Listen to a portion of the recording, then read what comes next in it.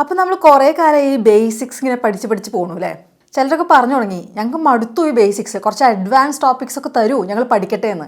അപ്പം എന്നാൽ ഞാനും തീരുമാനിച്ചു പഠിച്ചോളൂ. അപ്പോൾ ഇന്നത്തെ വീഡിയോയിൽ നമ്മൾ കുറച്ച് ഫ്രേസൽ വേർബ്സ് ആണ് പഠിക്കാൻ പോണേ. വളരെ കോമൺ ആയിട്ട് യൂസ് ചെയ്യുന്ന ഫ്രേസൽ വേർബ്സ് ആണ്. ഈ ഫ്രേസൽ വേർബ്സ് ഒക്കെ പറഞ്ഞാൽ നമുക്ക് അയ്യോ ഇതെന്താണ് സംഭവം എന്ന് വിചാരിക്കില്ലേ. ഒട്ടും പേടിക്കണ്ട, നിങ്ങൾ സാധാരണ കാണുന്ന സംഭവങ്ങൾ തന്നെയാണ്. പക്ഷേ ഇന്ന് ഞാനൊരു കാര്യം ചെയ്യാം. നിങ്ങളുടെ അടുത്ത് ഞാൻ 10 ചോദ്യങ്ങൾ ചോദിക്കാം. അപ്പോൾ നിങ്ങൾ ആദ്യം ഒന്ന് ഗെസ് ചെയ്യാം അതിൻ്റെ ആൻസർ എന്തായിരിക്കുന്നത്. നിങ്ങൾക്ക് പറയാൻ പറ്റും കേട്ടോ. പറ്റിയില്ലെങ്കിലും കുഴപ്പമില്ല, നമ്മളിപ്പോൾ പഠിക്കും. അപ്പോൾ ഇതൊക്കെ ചെയ്ത് കഴിഞ്ഞിട്ട് സ്കോർ എത്രയാണെന്ന് താഴെ ഒന്ന് ഇടണേ കമൻറ്റിൽ. എനിക്കൊന്ന് അറിയാൻ ആഗ്രഹമുണ്ട്. അപ്പോൾ ഈ ഫ്രേസൽ വേർബ്സ് എന്നൊക്കെ പറഞ്ഞു കേട്ടിട്ട് എന്താണെന്നൊരു ഐഡിയ ഇല്ലാതെ നിങ്ങൾ ഇരിക്കുകയാണെങ്കിൽ ഇപ്പോൾ നമ്മൾ പറയില്ലേ പുട്ട് ഓഫ്, പുട്ട് ഓൺ, അങ്ങനത്തെ വാക്കുകളില്ലേ. ഈ ഓഫ് ഓണൊക്കെ പുട്ടിൻ്റെ കൂടെ ചേർന്ന എന്താ വരിക, ഒരു വേറെ മീനിങ് വരും അതിന്. അപ്പം നിങ്ങൾ പറയേണ്ടത് on, of, out, up, down ഇങ്ങനത്തെ ഏതോ ഒരു വാക്ക് അവിടെ ഫില്ല് ചെയ്യണം. അതാണ് പറയേണ്ടത് കേട്ടോ. അപ്പോൾ ആദ്യത്തെ ചോദ്യം ചോദിക്കുകയാണേ. റെഡിയാണോ? She went shopping to cheer herself dash. വളരെ മൂഡ് ഓഫ് ആയിരിക്കുമ്പോൾ നമ്മൾ എന്ത് ചെയ്യും? ഞാനൊക്കെ എന്താ ചെയ്യാന്ന് വെച്ചാൽ ഏതെങ്കിലും കടയിൽ പോയിട്ട് സാധനം വാങ്ങിച്ചില്ലെങ്കിലും കുഴപ്പമില്ല, അതൊക്കെ ഒന്ന് കാണുമ്പോൾ തന്നെ ഒരു സന്തോഷമാകും അല്ലേ. അപ്പോൾ അതുപോലെ ഷി വെൻറ്റ് ഷോപ്പിംഗ്, അവൾ ഷോപ്പിങ്ങിന് പോയി. ഫോർ ഷോപ്പിംഗ്, ടു ഷോപ്പിംഗ് എന്നൊന്നും അവിടെ പറയരുത്, പ്രത്യേകം നോട്ട് ചെയ്യണം. ടു ഗോ ഷോപ്പിംഗ് എന്ന് പറഞ്ഞാൽ ഷോപ്പിങ്ങിന് പോവാം കേട്ടോ. അപ്പോൾ she went shopping, went past tense, പോയി. എന്തിന്? To cheer herself dash. Cheer ചെയ്യാന്ന് വെച്ചാൽ പ്രോത്സാഹിപ്പിക്കുക എന്നൊക്കെ അർത്ഥമുണ്ട്. ഇവിടെ അർത്ഥം സന്തോഷം വരാൻ വേണ്ടിയിട്ട്. ടു ചിയർ ഹെർസെൽഫ്, അവളെ തന്നെ സന്തോഷിപ്പിക്കാൻ വേണ്ടിയിട്ട്. അപ്പോൾ അവിടെ ഒരു വാക്കുണ്ട്. എന്താണ്? അപ്പാണോ, ഡൗൺ ആണോ, ഇന്നാണോ, ഔട്ടാണോ, അങ്ങനെ ഒരു വാക്കുണ്ട്. അതെന്താണ്? കിട്ടിയോ? അപ്പോൾ answer she went shopping to cheer herself up. To cheer up someone എന്ന് വെച്ചാൽ അയാളെ കുറച്ചുകൂടെ സന്തോഷിപ്പിക്കുക. To make them feel better അല്ലേ. അപ്പോൾ അതാണ് ചിയർ അപ്പ് സമ്മൺ. ഇത് എളുപ്പമായിരുന്നില്ലേ? ഇപ്പോൾ ആരെങ്കിലും സങ്കടപ്പെട്ടിരിക്കുകയാണെങ്കിൽ നിങ്ങൾക്ക് പറയാം hey cheer up, come on let's go for a walk, നമുക്കൊന്ന് നടന്നിട്ട് വരാം.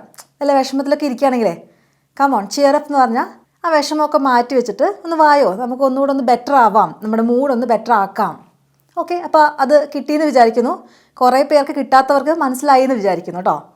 അടുത്ത ചോദ്യം. You will be there tomorrow. You won't let me dash will you. അപ്പോൾ എന്താ അർത്ഥം? നീ അവിടെ നാളെ ഉണ്ടാവും അല്ലേ. ഉണ്ടാവും, അതാണ് you will be there. You will be happy എന്ന് പറഞ്ഞാൽ നീ ഹാപ്പി ആവും. യു വിൽ ബി ദെയർ എന്ന് വെച്ചാൽ നീ അവിടെ ഉണ്ടാവും. എപ്പോൾ? ടുമോറോ, നാളെ. എന്നിട്ട് ചോദിക്കുകയാണ് you won't let me dash, നീ എന്നെ നിരാശപ്പെടുത്തുമോ എന്ന് ചോദിക്കില്ലേ. You won't let me dash will you. Will you എന്ന് വെച്ചാൽ ഒരു ക്വസ്റ്റ്യൻ ടാഗാണ് അല്ലേ എന്ന് ചോദിക്കില്ലേ. അപ്പോൾ എന്താ അവിടെ വരിക? യു വോണ്ട് ലെറ്റ് മീ, ഉത്തരം എഴുതിയില്ലേ? ഞാൻ പറയട്ടെ. You won't let me down will you. ഈ ടു ലെറ്റ് സമ്മൺ ഡൗൺ എന്ന് വെച്ചാൽ അയാളെ വിഷമിപ്പിക്കുക, നിരാശപ്പെടുത്തുക. അപ്പോൾ നീ അവിടെ ഉണ്ടാവില്ലേ, നാളെ എന്നെ നിരാശപ്പെടുത്തില്ലല്ലോ, അതാണ് ചോദ്യം. You won't let me down will you, പെടുത്തുവോ? അപ്പോൾ ഡോണ്ട് ലെറ്റ് ഹെർ ഡൗൺ എന്ന് വെച്ചാൽ അവളെ നിരാശപ്പെടുത്തല്ലേ. ഇപ്പം എന്തെങ്കിലുമൊക്കെ കാര്യം വാങ്ങിച്ചു കൊടുക്കാമെന്ന് പറഞ്ഞിട്ട് അവസാനം അതൊന്നും വാങ്ങിക്കാണ്ട് വൈകുന്നേരം വരുമ്പം കുട്ടി ആകെ സങ്കടത്തിലാവും. ഡോണ്ട് ലെറ്റ് ഹെർ ഡൗൺ, അത് വാങ്ങിച്ചിട്ട് വന്നേ, അങ്ങനെ പറയില്ലേ. അപ്പോൾ ടു ലെറ്റ് സമ്മൺ ഡൗൺ എന്ന് വെച്ചാൽ അയാളെ നിരാശപ്പെടുത്തുക. ഡോണ്ട് ലെറ്റ് ഹെർ ഡൗൺ എന്ന് വെച്ചാൽ അവളെ നിരാശപ്പെടുത്തരുത്. ക്ലിയർ ആയോ? അപ്പോൾ അടുത്ത ചോദ്യം. A crisis can bring dash the best in people. എന്തെങ്കിലും ഒരു ക്രൈസിസ് അത് വരുമ്പോൾ ആൾക്കാരെല്ലാവരും കുറച്ചുകൂടി നന്നാവും അല്ലേ. ഇപ്പം നമ്മുടെ പ്രളയമൊക്കെ വന്നപ്പം ആൾക്കാർ ഒത്തൊരുമിച്ച് മറ്റേ എല്ലാ ഡിഫറൻസസൊക്കെ മറന്ന് കാര്യങ്ങൾ ചെയ്യാൻ വേണ്ടിയിട്ട് തുനിഞ്ഞു. ജനറലി നമ്മൾ അങ്ങനെയൊന്നുമല്ല, പക്ഷേ എന്തെങ്കിലും ഒരു ക്രൈസിസ് വരുമ്പോൾ ആൾക്കാരെല്ലാം കൂടെ ഒന്നാവും അല്ലേ. അതാണ് ഇവിടെ അർത്ഥം. A crisis can bring dash the best in people. ആൾക്കാരിലെ ഏറ്റവും നല്ല ആ കാര്യങ്ങൾ, നല്ല സ്വഭാവങ്ങളോ വിശേഷങ്ങൾ നമുക്ക് പുറത്തേക്ക് കൊണ്ടുവരാൻ ഒരു ക്രൈസിസിന് പറ്റുന്നു. A crisis can bring dash the best in people. അപ്പോൾ അത് മുന്നോട്ടേക്ക് കൊണ്ടുവരാൻ അല്ലെങ്കിൽ നോട്ടീസ് ചെയ്യിപ്പിക്കാൻ, ആ ഉള്ളിലെ നന്മ നമ്മളെ നോട്ടീസ് ചെയ്യിപ്പിക്കാൻ ഒരു ക്രൈസിസിന് സാധിക്കുന്നു. എങ്ങനെ പറയും? Bring out. To bring out the best in someone എന്ന് വെച്ചാൽ അയാളിലെ കഴിവുകളിലെ ഏറ്റവും നല്ലത് പുറത്തു കൊണ്ടുവരിക. അയാൾ നന്നായിട്ട് പണിയെടുപ്പിക്കുക, to bring out the best in the employee. രാവിലെ 8 മണി മുതൽ 10 മണി വരെ അയാളെ വർക്ക് ചെയ്യിപ്പിച്ചാൽ we are bringing out the best in him എന്ന് എംപ്ലോയർ പറയും. അല്ലെങ്കിൽ നമ്മളൊരു സ്റ്റുഡൻറ്റിനെ ആണെങ്കിൽ ഈ ക്ലാസ് അറ്റൻഡ് ചെയ്ത് കഴിഞ്ഞാൽ we can bring out the best in her. അവളിലെ ഏറ്റവും നല്ല കഴിവ് നമുക്ക് പുറത്തേക്ക് കൊണ്ടുവരാൻ സാധിക്കും. അപ്പോൾ എന്തെങ്കിലും ഒരു കാര്യം പുറത്തേക്ക് കൊണ്ടുവരിക, അതാണ്, അല്ലെങ്കിൽ നോട്ടീസ് ചെയ്യിപ്പിക്കുക, അതാണ് to bring out something. Okay, അപ്പോൾ അത് ഇത്തിരി ടഫായിരുന്നോ? എന്തായാലും ഉത്തരം കിട്ടിയിട്ടുണ്ടെങ്കിൽ പോയിൻ്റ് ആഡ് ചെയ്തോളൂ കേട്ടോ. കിട്ടിയിട്ടില്ലെങ്കിൽ പഠിച്ചു വയ്ക്കാം കേട്ടോ. To bring out the best in someone, അത് പൊതുവെ യൂസ് ചെയ്യുന്നൊരു ഫ്രേസാണേ. അടുത്തത്, we dropped our luggage dash at the hotel and went sightseeing. സംഭവം മനസ്സിലായോ? നമ്മൾ നമ്മുടെ ലഗേജസ് എന്ന് പറയരുത്, ബാഗ്സ് എന്ന് പറയാം. ലഗേജ് സിംഗുലറായിട്ട് മാത്രമേ യൂസ് ചെയ്യാൻ പാടുള്ളൂ, അൺകൗണ്ടബിൾ നൗൺ ആണ് കേട്ടോ. V dropped our luggage dash, അവിടെ ഒരു വാക്കുണ്ട്, അതാണ് ഫില്ല് ചെയ്യേണ്ടത്. എവിടെയാണ് ലഗേജ് സൂക്ഷിച്ച് വെച്ചത്? At the hotel. ആ ഹോട്ടലിൽ ആ സാധനം വെച്ചു. എന്നിട്ട് എന്ത് ചെയ്തു? And went sightseeing. ഇപ്പോൾ നമ്മൾ നേരത്തെ പറഞ്ഞില്ലേ ഗോ ഷോപ്പിംഗ് എന്ന്, അതുമാതിരി തന്നെയാണ് ഗോ സൈറ്റ് സീയിങ്, കാഴ്ചകളൊക്കെ കാണാൻ പോയി. അപ്പോൾ ഗോ ടു സൈറ്റ് സീയിങ് എന്നൊന്നും പറയില്ല കേട്ടോ, കെയർഫുൾ ആവണേ അത് ഉപയോഗിക്കുമ്പോൾ. അപ്പോൾ എന്താ അവിടെ വരിക? Answer drop of. വേണമെങ്കിൽ നമുക്കൊരാളെ ഡ്രോപ്പ് ഓഫ് ചെയ്യാം, ഏതെങ്കിലും ഒരു സ്ഥലത്ത് ഒരാളെ കൊണ്ടാക്കുക, അതാണ് ഡ്രോപ്പ് ഓഫ്. സാധനം നമുക്ക് ഡ്രോപ്പ് ഓഫ് ചെയ്യാം. അപ്പോൾ we dropped off our luggage, ഞങ്ങളുടെ ലഗേജ് ഞങ്ങൾ അവിടെ വെച്ചു. എവിടെ? At the hotel. ഇത് കുറച്ചുകൂടെ എളുപ്പമായിരുന്നു എന്ന് തോന്നുന്നു, പക്ഷേ കിട്ടാത്ത ആൾക്കാരുണ്ടെങ്കിൽ പഠിച്ചു വയ്ക്കുക കേട്ടോ. I drop U of at the bus stop എന്ന് പറഞ്ഞാൽ ഞാൻ നിന്നെ അവിടെ ഇറക്കി വിടാം. Can you drop this of at Anu's place എന്ന് വെച്ചാൽ എന്താ അർത്ഥം? ഈ സാധനം, ദിസ് തിങ് അല്ലേ, ക്യാൻ യു ഡ്രോപ്പ് ദിസ്, ഈ സാധനം ഡ്രോപ്പ് ദിസ് ഓഫ്, കൊണ്ടുവയ്ക്കുക. എവിടെ? At Anu's place. എന്താ ഈ അനൂസ് പ്ലേസ്? അനുവിൻ്റെ വീട് ആണ് അനൂസ് പ്ലേസ് കേട്ടോ. അപ്പോൾ വീട്, ഹൗസ് എന്നതിന് പകരം അനുവിൻ്റെ സ്ഥലം എന്നുള്ള രീതിയിൽ ഇംഗ്ലീഷിൽ ഉപയോഗിക്കും, അറ്റ് അനൂസ് പ്ലേസ്. അത് പിടിയിട്ടിയോ? ഡ്രോപ്പ് ഓഫ് കേട്ടോ. അടുത്തത്, she pointed dash some spelling errors in my paper. അപ്പം ഞാൻ ഒരു കാര്യമായിട്ടൊരു എസ്സേ എഴുതിയിട്ടുണ്ട്, അതിലെന്തൊക്കെയോ സ്പെല്ലിംഗ് മിസ്റ്റേക്ക് വരാൻ ചാൻസ് ഉണ്ട്, കാരണം ഞാനല്ല എഴുതിയത്. അപ്പോൾ ഞാൻ എൻ്റെ ഫ്രണ്ടിന് കാണിച്ചു കൊടുത്തു, അപ്പോൾ അവൾ അതിലത്തെ കുറച്ച് സ്പെല്ലിംഗ് മിസ്റ്റേക്സ് ചൂണ്ടിക്കാണിച്ച് തന്നു. അപ്പോൾ ചൂണ്ടിക്കാണിച്ച് തരാം, അതെന്താ വരിക? She pointed dash some spelling errors. She pointed out. To point out something എന്ന് വെച്ചാൽ അതിലേക്ക് നമ്മുടെ ശ്രദ്ധ തിരിക്കുക. ടു പോയിൻ്റ് ഔട്ട് സംതിങ്, നമുക്ക് കാണിച്ചു തരാം, ചൂണ്ടിക്കാണിച്ചു തരാം, അതൊക്കെയാണ് അർത്ഥം കേട്ടോ. കിട്ടിയോ? അടുത്തത്, a position has come dash in the accounts department.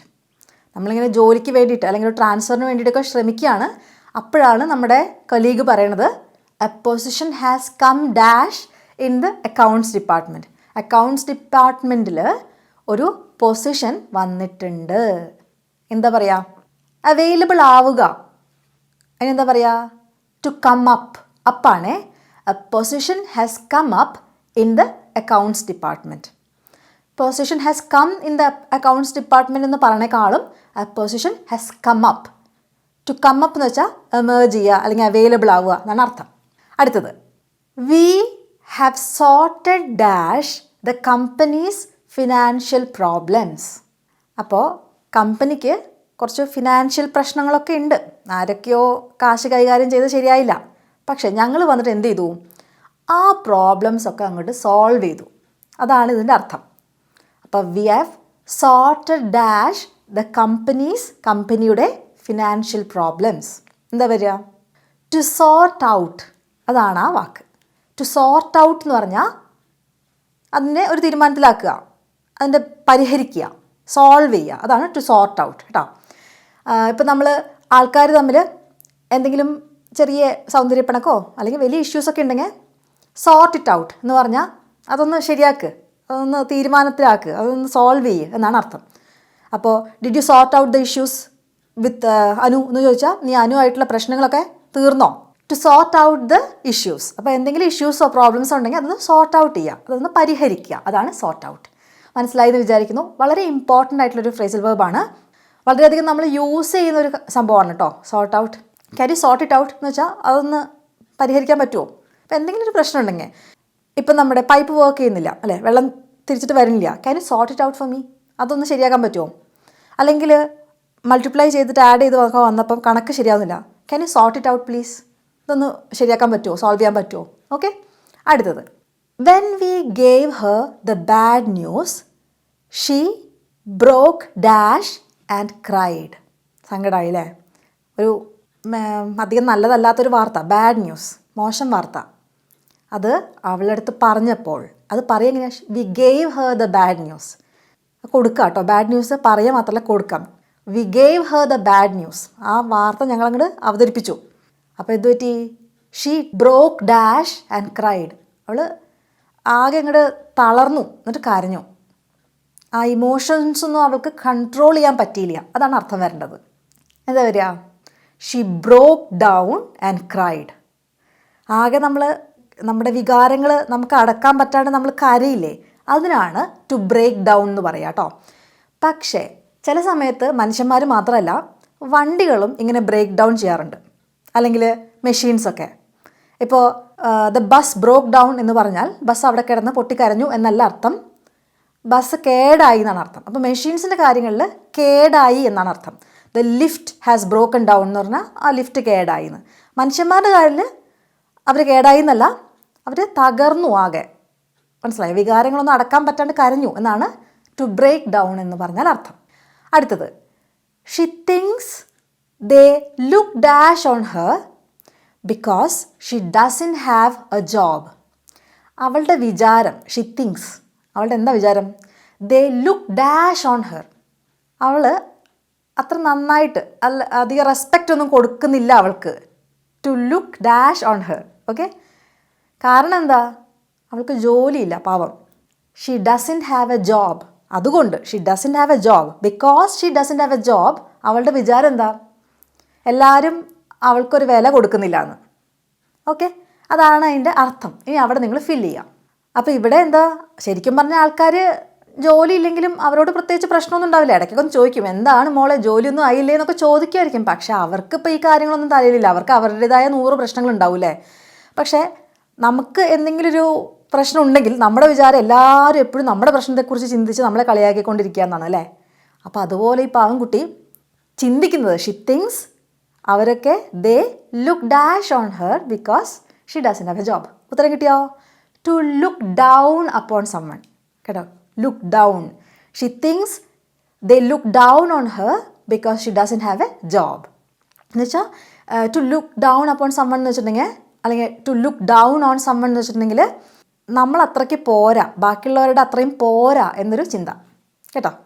അടുത്തത്, we were planning dash just having a small snack and catching the early train. We were planning dash.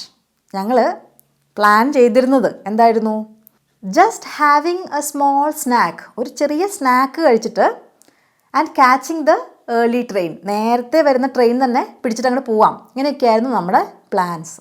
അപ്പോൾ നമ്മളൊന്ന് പ്ലാൻ ചെയ്ത് വരുത്തുന്നത് ഇങ്ങനെയാണ് എന്ന് പറയാം. എങ്ങനെയാണ്? We were planning on. തെറ്റിക്കരുത്, വി വെർ പ്ലാനിങ് ഓൺ. അപ്പോൾ നമുക്കിങ്ങനെ എന്തെങ്കിലും ഒരു പ്ലാൻ ഉണ്ടെങ്കിൽ ആ പ്ലാൻ എന്താണെന്ന് പറയാൻ വേണ്ടിയിട്ട് we were planning on doing this, ആ രീതിയിലാണ് പറയാം.